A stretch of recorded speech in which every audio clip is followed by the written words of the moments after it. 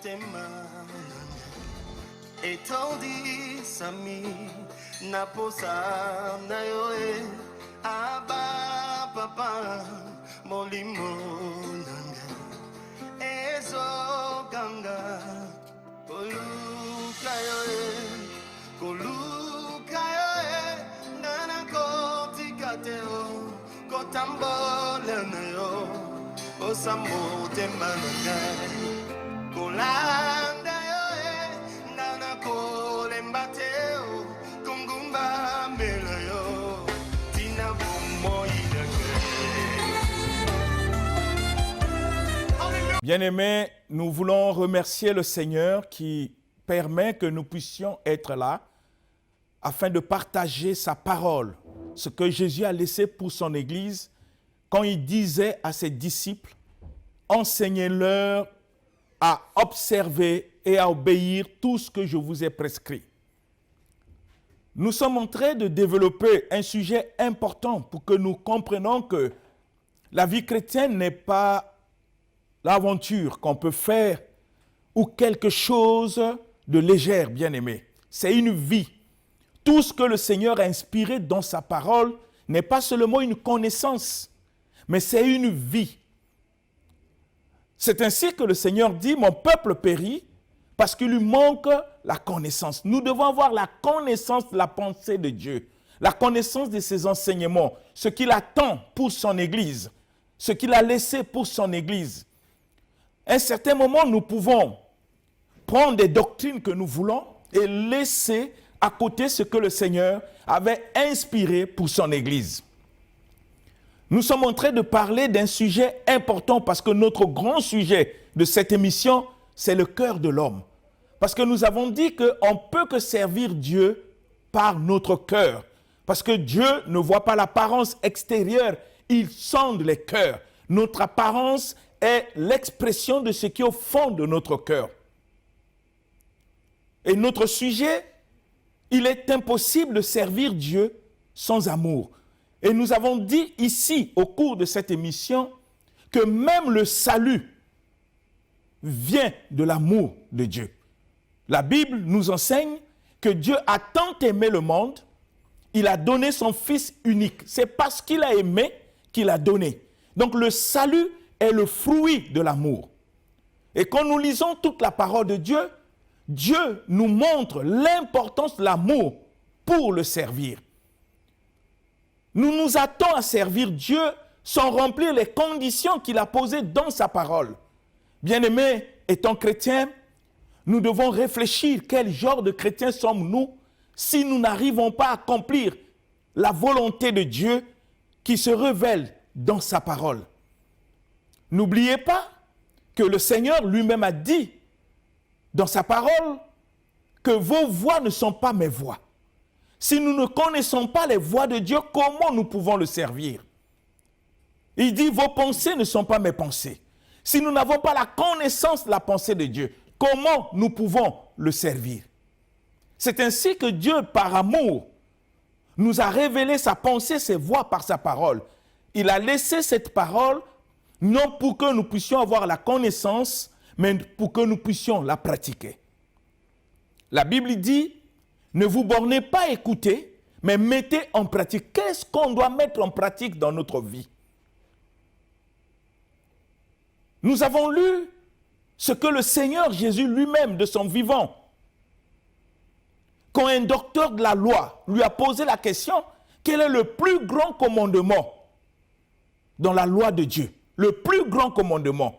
Vous voyez, la question est importante. Quel est le plus grand commandement? Ce n'est pas l'apôtre Pierre qui a répondu. Ce n'est pas Paul. Ce n'est pas Jean. Mais c'est le Seigneur lui-même. Il nous montre ce qui est le plus grand commandement dans la loi. Qu'est-ce que Dieu dit? Il dit, le plus grand commandement, c'est d'aimer Dieu de tout ton cœur. Le Seigneur ne s'arrête pas au cœur.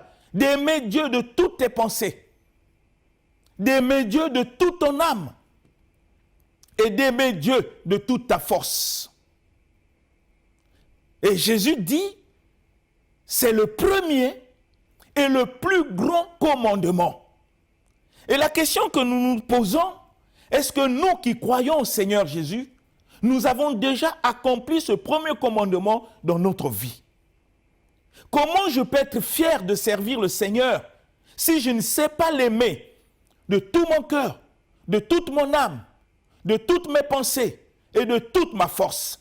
Ce n'est pas de l'imagination, parce qu'à un certain moment, bien-aimé, nous allons penser que la foi, c'est une pensée, on dit, c'est par la foi. Mais quand tu dis c'est par la foi, tu veux dire quoi exactement? Nous devons comprendre ce que nous disons à la lumière des Écritures. La foi n'est pas une pensée, c'est une vie. Si dans mon cœur, je sais aimer Dieu de tout mon cœur, de toute mon âme, je dois avoir la bonne conscience de cet amour-là. Rappelez-vous du patriarche Abraham. Il a aimé Dieu de tout son cœur, de toutes ses pensées, de toute son âme. C'est ainsi qu'Abraham n'a pas discuté quand le Seigneur lui a demandé de sacrifier son fils unique.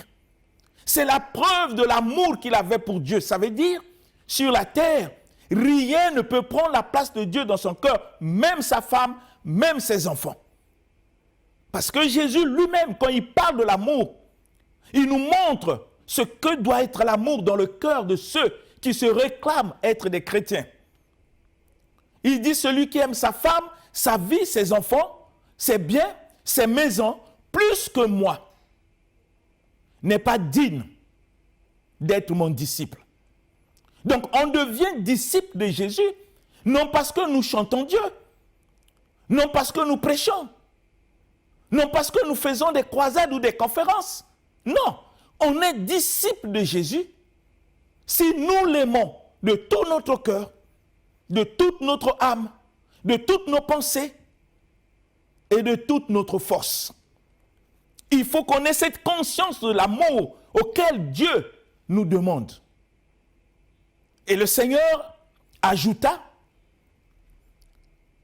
le deuxième, c'est d'aimer ton prochain comme toi-même. Il y a des précisions quand Dieu parle.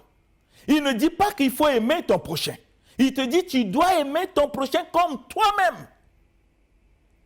Si nous comprenons ce que Dieu nous demande et que nous faisons exactement ce qu'il nous enseigne dans sa parole, nous pouvons être fiers de dire que nous sommes des véritables enfants de Dieu, des vrais disciples de Jésus.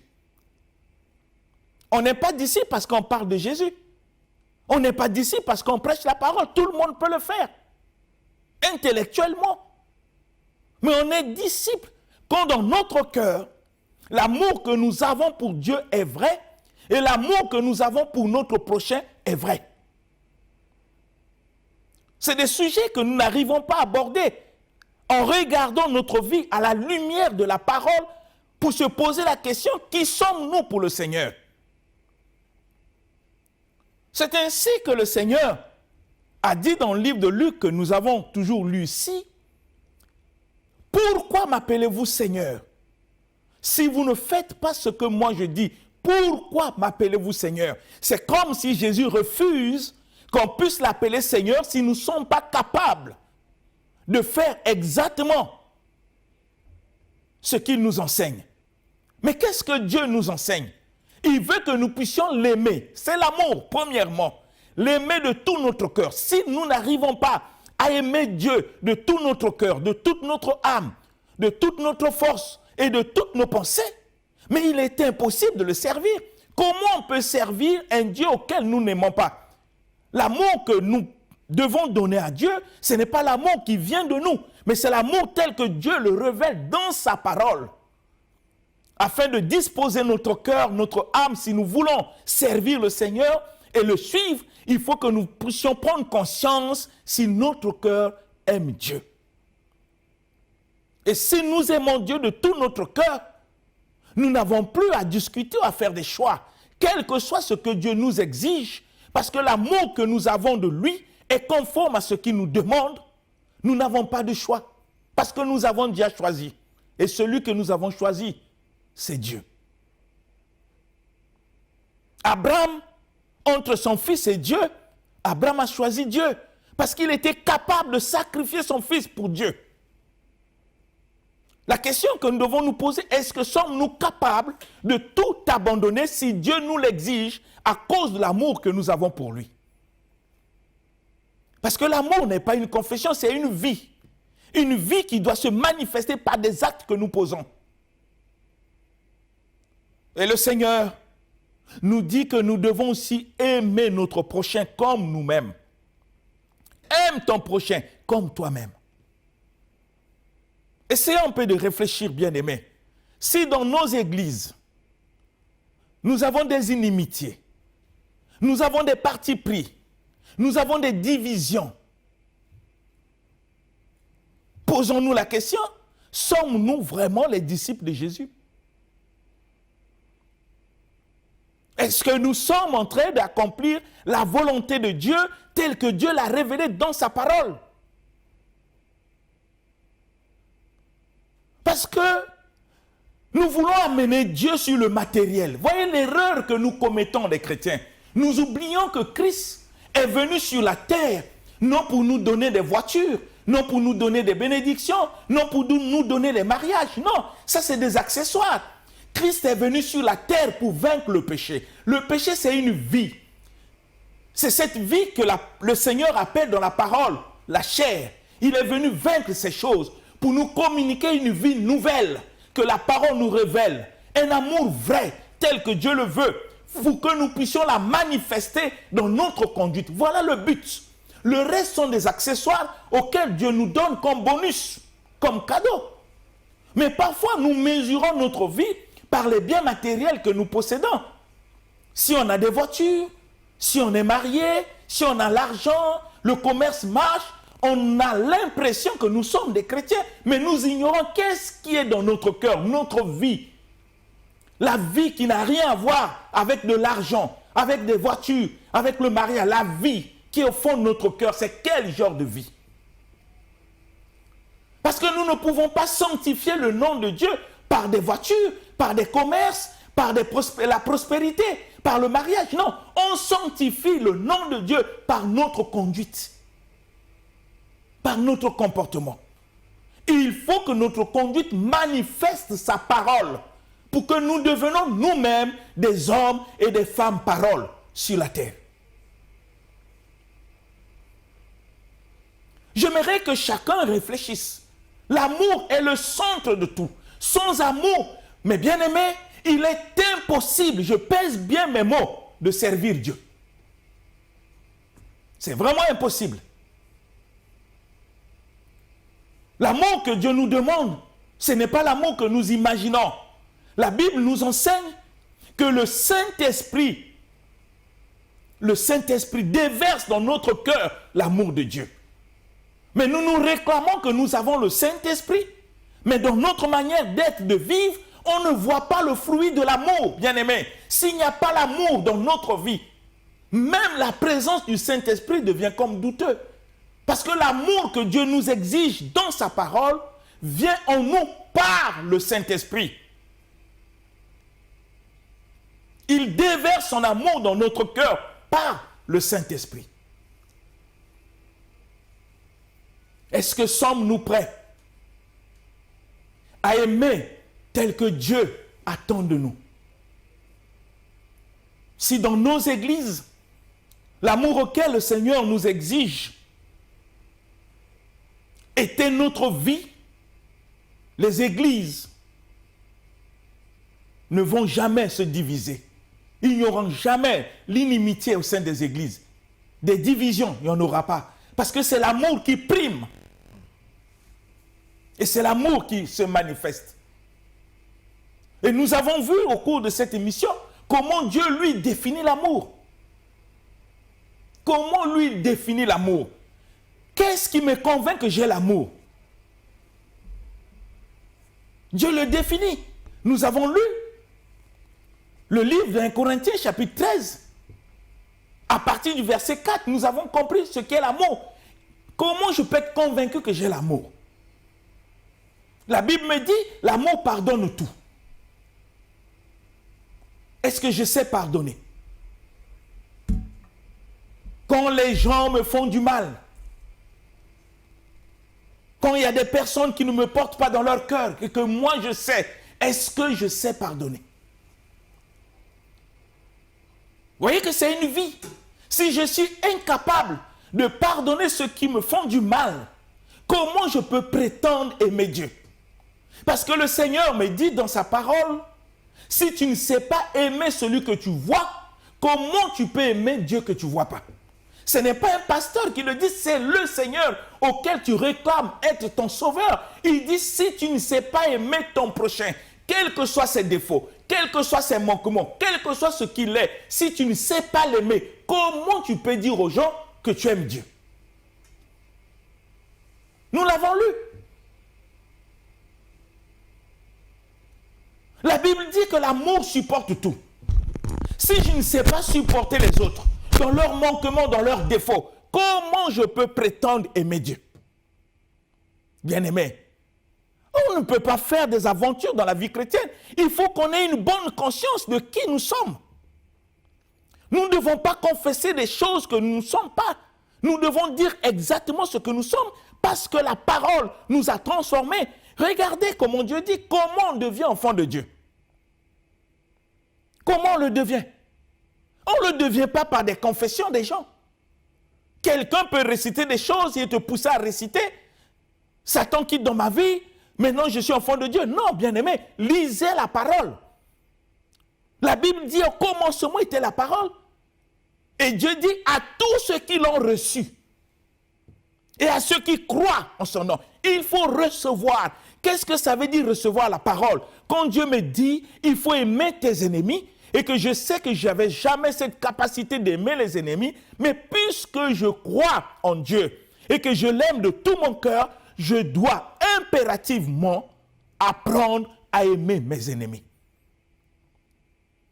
C'est en aimant les ennemis, c'est la preuve que j'ai reçu la parole. Et le Seigneur dit, quand tu reçois, Dieu lui-même te donne le pouvoir de devenir enfant de Dieu.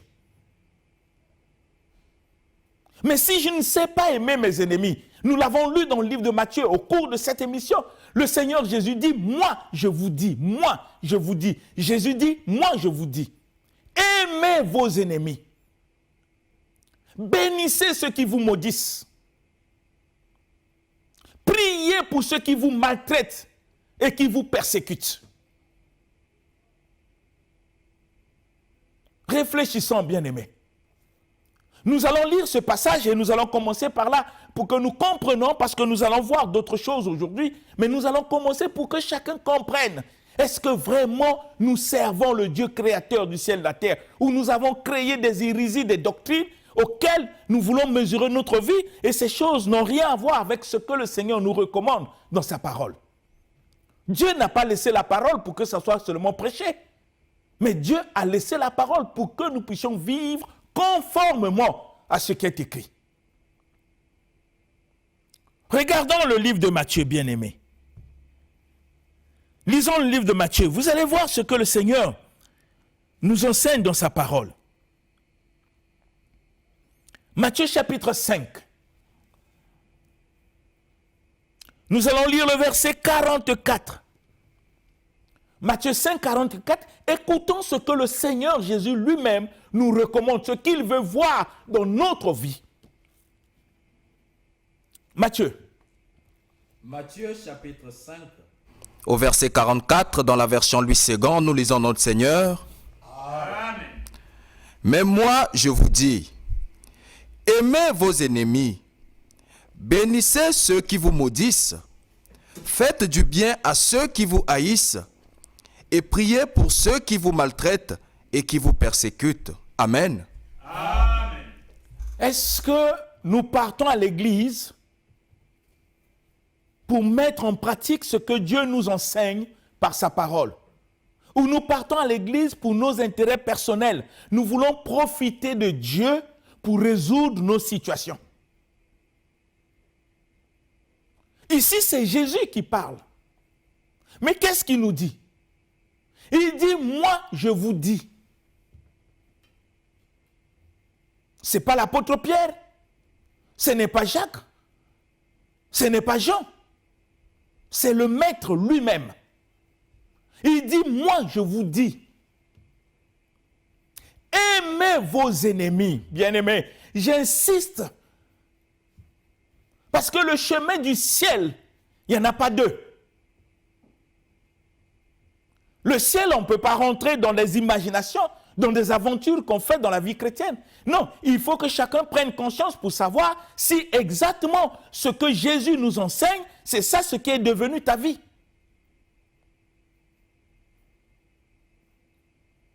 La chair nous enseigne à haïr, à ne pas aimer. Mais l'esprit nous enseigne d'aimer. Et Jésus nous dit, aimez vos ennemis. Tu peux en avoir même au sein de la famille, dans le quartier où tu vis, au travail, à l'école, partout où tu peux te trouver. Il y a des gens que tu ne portes pas. Il y a des gens que tu ne veux pas saluer. Il y a des gens que tu parles toujours mal d'eux. Parce que ce qu'ils t'ont fait, ça a tellement blessé ton cœur, tu ne peux même pas les voir ni les sentir. Mais tu te réclames chrétien. Ma question, tu sers quel Dieu? Tu sers quel Seigneur? Parce que Jésus, auquel tu dis qui est ta vie, te dit, moi, je te dis, il faut aimer tes ennemis. Si tu ne sais pas obéir à Jésus, mais tu vas obéir à qui? Tu obéiras à qui? Si tu ne sais pas obéir à ce que le Seigneur t'exige dans sa parole, si nous ne savons pas obéir à ce que Jésus nous exige, nous allons obéir à qui? Que dit la Bible? La foi vient de ce qu'on entend. Ce qu'on entend ne vient pas de mes pensées. Ce qu'on entend ne vient pas de mes imaginations. Ce qu'on entend vient de la parole de Christ. Mais qu'est-ce que Christ m'enseigne? Est-ce que j'ai entendu? Si j'ai entendu, mais pourquoi je ne la pratique pas? Aimez vos ennemis, dit le Seigneur. Aimez vos ennemis. Moi, je vous dis, aimez vos ennemis. Bénissez ceux qui vous maudissent. Des gens qui ne veulent plus vous voir, qui font des déclarations de malédiction sur votre vie. Le Seigneur n'a pas dit de les critiquer. Le Seigneur n'a pas dit de parler mal d'eux. Le Seigneur nous exige de les bénir. Avec notre cœur, pas avec l'intention de malédiction. Mais c'est avec amour. Il dit, bénissez ceux qui vous maudissent. Nous pouvons traverser des moments difficiles, traverser des persécutions. Oui, les épreuves arrivent dans la vie des chrétiens. Le chrétien n'est pas exempt des épreuves ou des persécutions. Parce que Jésus nous a expliqué dans sa parole. Il dit, vous qui m'avez suivi, vous serez persécutés. Il l'a dit. Donc ça ne peut pas nous étonner. Et le Seigneur va plus loin dans la parole, dit, regardez comme un sujet de joie les diverses épreuves auxquelles vous pouvez être exposés.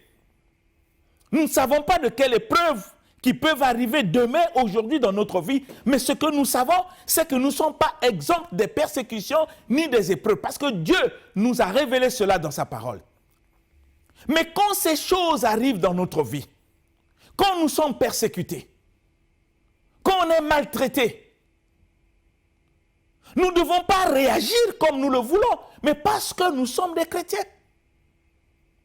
Nous devons réagir comme le Seigneur nous exigeait dans sa parole. Mais qu'est-ce que Dieu nous dit quand nous traversons des moments difficiles, quand il y a des gens qui nous persécutent au travail, dans le quartier, dans la famille, il y a des gens qui nous persécutent et qui nous maltraitent. Comment nous pouvons faire? Comment nous devons agir? Le Jésus que nous servons nous dit, priez pour ceux qui vous maltraitent et qui vous persécutent. Bien-aimés, nous pouvons poser la question, est-ce que c'est ce que nous faisons quand nous sommes persécutés, quand nous sommes maltraités? Est-ce que nous prions pour nos bourreaux? Parce que le Seigneur Jésus est notre exemple, il est notre modèle. On l'a amené à la croix, on l'a cloué. Et vous savez tout ce qu'on a pu faire. Tout ce qu'on a fait sur Jésus. Mais sur la croix, Jésus a justifié ses bourreaux. Il n'a pas attendu que ces personnes lui demandent pardon. Il dit, Père, pardonne-leur. Ils ne savent pas ce qu'ils font. C'est la manifestation de la parole qui nous enseigne. Priez pour ceux qui vous persécutent et qui vous maltraitent. Suivons l'exemple du Seigneur. On ne peut pas être fier de dire aux gens qu'on est chrétien parce qu'on va à l'église, parce qu'on est chantre, parce qu'on est à la technique, ou caméraman, ou on fait du protocole, ou parce qu'on est ancien, ou diacre, ou pasteur. Ce n'est pas ça la fierté d'être chrétien. C'est de se poser la question, est-ce que je vis conformément à la parole que le Seigneur m'enseigne? Parce que Jésus veut qu'on puisse enseigner pour que les gens mettent en pratique. C'est Jésus qui nous dit, ne vous bornez pas à écouter, mettez en pratique. Dans le livre de Luc que nous avons lu ici, il dit la même chose. J'aimerais qu'on puisse le lire pour que nous puissions réfléchir et rafraîchir notre mémoire. Dans le livre de Luc chapitre 6, verset 46, quand nous ne mettons pas en pratique ce que le Seigneur nous demande, d'aimer nos ennemis, de prier pour ceux qui nous persécutent et nous maltraitent, et de bénir ceux qui nous maudissent, si nous ne le faisons pas. Écoutez ce que Jésus dit dans le livre de Luc chapitre 6, verset 46. Qu'est-ce qu'il nous dit? Luc chapitre 6 au verset 46, nous lisons notre Seigneur. Amen. Pourquoi m'appelez-vous Seigneur, Seigneur, et ne faites-vous pas ce que je dis? Amen. Amen. Si on n'arrive pas à faire bien-aimé, restons dans la parole. Jésus dit, pourquoi m'appelez-vous Seigneur? Pourquoi tu l'appelles Seigneur? Si tu es incapable de faire ce qu'il t'exige, qu'est-ce que Jésus nous exige? D'aimer nos ennemis. Si je suis incapable d'aimer mes ennemis, si je suis incapable de bénir ceux qui me maudissent, si je suis incapable de prier pour ceux qui me persécutent et qui me maltraitent, Jésus dit, pourquoi je l'appelle Seigneur? Pourquoi? Ça a quel intérêt d'appeler Jésus Seigneur si je suis incapable de vivre selon ce qu'il m'enseigne? C'est quoi dire aux gens que Jésus est mon Seigneur si tu es incapable de faire ce que le Seigneur te demande? Ça veut dire quoi? J'aimerais que nous puissions nous réfléchir. Tu peux être au travail. Tu as des gens qui ne t'aiment pas au travail. Tu as des collègues qui veulent qu'on puisse t'enlever, qui sont contre toi. Mais quelle est ton attitude, toi qui es chrétien, vis-à-vis de ces personnes? Est-ce que dans ton cœur, tu as l'attitude de ce que la parole t'exige? Parce que ça vient du Seigneur. Ça ne vient pas des hommes. On n'est pas seulement chrétien à l'église. L'église, c'est le lieu où le Seigneur nous enseigne à travers ses serviteurs. Mais la vie chrétienne, nous devons le vivre à l'église, dans nos maisons, dans le quartier, au travail, à l'école, partout on peut se trouver. Il faut qu'il y ait une différence. Comme le Seigneur l'a dit, il faut qu'il y ait une différence entre ceux qui le servent et ceux qui ne le servent pas. Comment les gens peuvent constater la différence si nous n'arrivons pas à mettre en pratique ce que le Seigneur nous dit? Si nous avons les mêmes comportements que ceux qui ne prient pas, nous avons de la haine dans le cœur, le païen a de la haine, nous n'aimons pas ceux qui nous aiment, le païen fait la même chose. La différence c'est quoi? En quoi on est chrétien? En quoi?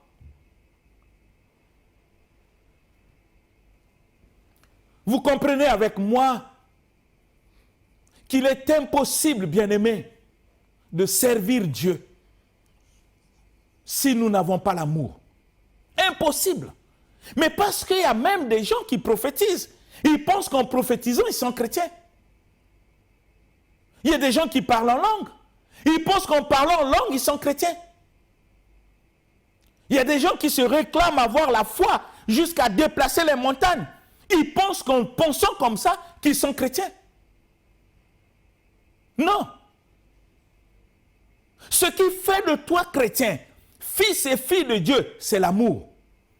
Si tout ce que tu fais pour le Seigneur a pour fondement l'amour, tu le fais par l'amour que Dieu nous exige dans sa parole, tu peux être fier de dire aux gens que tu es chrétien. Tu peux prophétiser, Tu peux distribuer tes biens comme tu veux. Créer tout ce que tu veux créer. On peut te filmer, donner même des biens dans les orphelinats. C'est une bonne chose, c'est pas mauvais. Mais c'est pas ça qui fait de toi chrétien. C'est pas ça qui fait de toi fils ou fille de Dieu, bien-aimé. Comprenez les Écritures. Comprenez la pensée de Dieu. Pour que nous ne puissions pas nous tromper. Le Seigneur Jésus lui-même a dit, mon peuple périt parce qu'il lui manque la connaissance. Si nous n'avons pas la connaissance de ce que Dieu attend de nous, nous risquons de faire des choses selon nous et non selon la volonté de Dieu. Tu peux faire des miracles comme tu veux, mais ce n'est pas ça qui fait de toi chrétien. Pourquoi? Mais regardez ce que nous avons lu. J'aimerais rafraîchir notre conscience, notre mémoire, pour que nous réalisons. Lisons le livre de 1 Corinthiens chapitre 13, pour que vous compreniez ce que le Seigneur lui-même dit dans sa parole. 1 Corinthiens chapitre 13, bien-aimés. Vous allez comprendre ce que dit le Seigneur dans sa parole.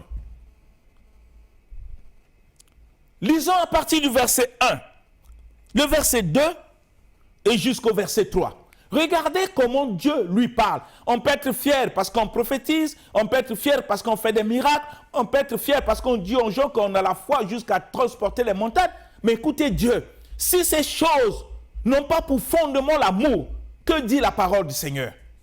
1 Corinthiens chapitre 13, verset 1 à 3. 1 Corinthiens chapitre 13, du verset 1 au verset 3, nous lisons notre Seigneur. Amen. Verset 1. Quand je parlerai les langues des hommes et des anges, si je n'ai pas l'amour, je suis un airain qui résonne ou une cymbale qui retentit. Et quand j'aurai le don de prophétie, la science de tous les mystères et toute la connaissance, quand j'aurai même toute la foi jusqu'à transporter des montagnes, si je n'ai pas l'amour, je ne suis rien. Amen. Amen. Nous allons lire aussi le verset 3. Le verset 3. Et quand je distribuerai tous mes biens pour la nourriture des pauvres, quand je livrerai même mon corps pour être brûlé, si je n'ai pas l'amour, cela ne me sert de rien. Amen. Amen. Bien-aimés, réfléchissons. Ne faisons pas les choses pour être vus des hommes. Ne faisons pas les choses pour attirer l'approbation des gens. En toute humilité, devenons ce que Dieu attend de nous. Parce que c'est lui qui nous révèle la vérité de ses pensées, de ses voies. Je vous ai dit que les voies de Dieu ne sont pas nos voies et ses pensées ne sont pas nos pensées. Servons Dieu selon ses voies. Servons le Seigneur selon ses pensées. Humilions-nous devant le Seigneur. Sans amour, je le répète, bien-aimé, il est impossible de servir Dieu. Sans amour. Parce que les deux commandements que Dieu a donnés, d'aimer Dieu de tout ton cœur, de toute ton âme, de toutes tes pensées, et ton prochain comme toi-même, le Seigneur dit, de ces deux commandements, bien-aimés, dépendent la loi et les prophètes. De ces deux commandements. Et si nous pouvons résumer ces deux commandements, ça s'appelle amour. C'est ainsi que je vous ai dit, avoir les dons de prophétie ou le parlant en langue, bien-aimé, ne fait pas de toi chrétien. Non. Ne fait pas de toi chrétien. Avoir une foi jusqu'à transporter les montagnes, ça ne fait pas de toi chrétien. Si ces choses sont en toi et que dans ton cœur, tu n'as pas l'amour, mais tu es rien, ce n'est pas moi qui le dis, c'est le Seigneur. Qu'est-ce qu'il dit? Il dit, si je parle toutes les langues des hommes, et même les langues des anges, les langues des hommes, je peux avoir la capacité spirituelle de parler les langues des hommes et toutes les langues des anges, dit le Seigneur dans sa parole. Mais si je n'ai pas l'amour, vous comprenez? Dieu met l'accent sur l'amour. Je peux parler les langues des hommes, être un bilingue par la grâce du Seigneur, parler les langues des anges. Même si je me mets à dire ce que les gens disent, ça ne fait pas de moi chrétien. Ça ne me convainc pas.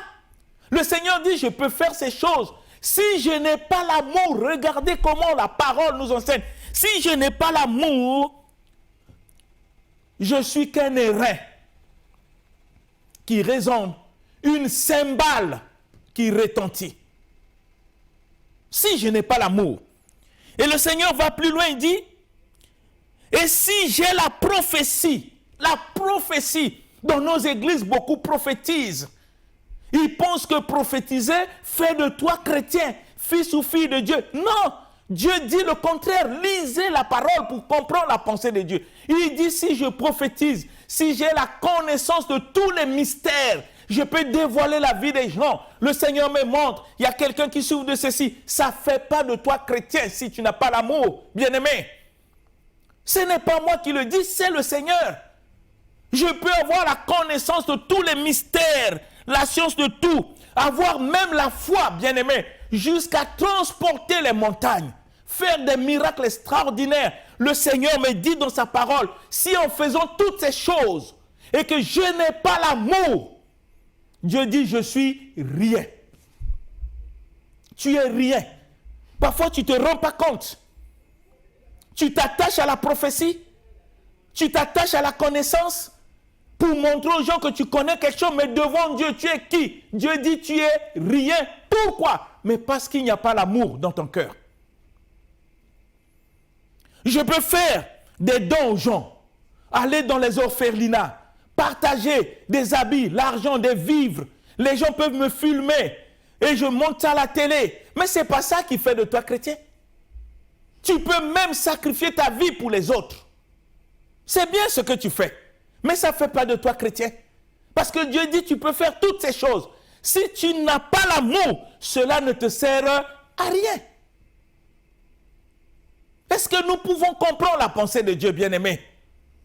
Pour que nous vivons tel que Dieu le veut, pas tel que nous pensons. Ne cherchons pas l'approbation des hommes. Devenons ce que Dieu veut que nous puissions être en mettant en pratique dans notre vie tout ce qu'il nous demande.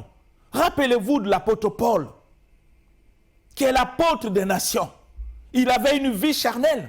Avant de se convertir, quand il était encore Saul de Tarse, il a persécuté l'église. Mais quand il a connu le Seigneur, il n'est pas venu servir Dieu dans les aventures. Il a compris que pour servir Dieu, il faut disposer son cœur à mettre en pratique ce qu'il exige. Et l'apôtre Paul a fait.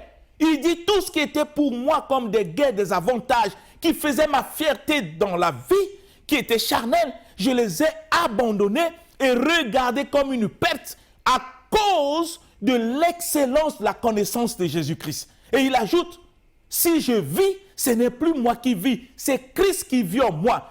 Ce n'est pas un problème de la foi imaginaire.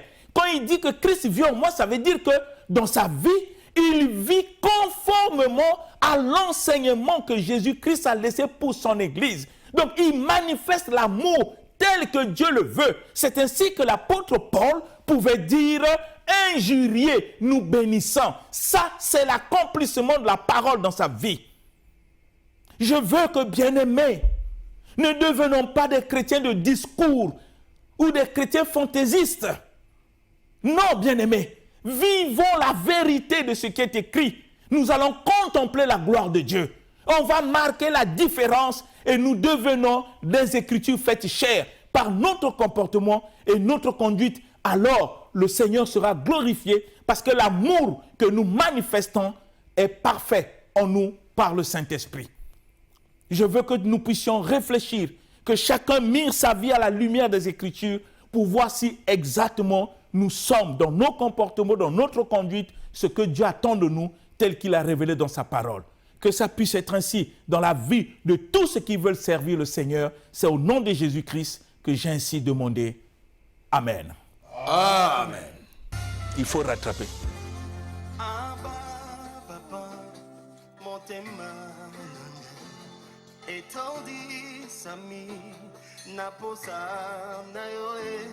Abba, papa, molimo nanga, ezo ganga, koluka yoe, nana koti kateo, kotambole na yo, osamote mananga, kolanda yoe, nana kole mbate.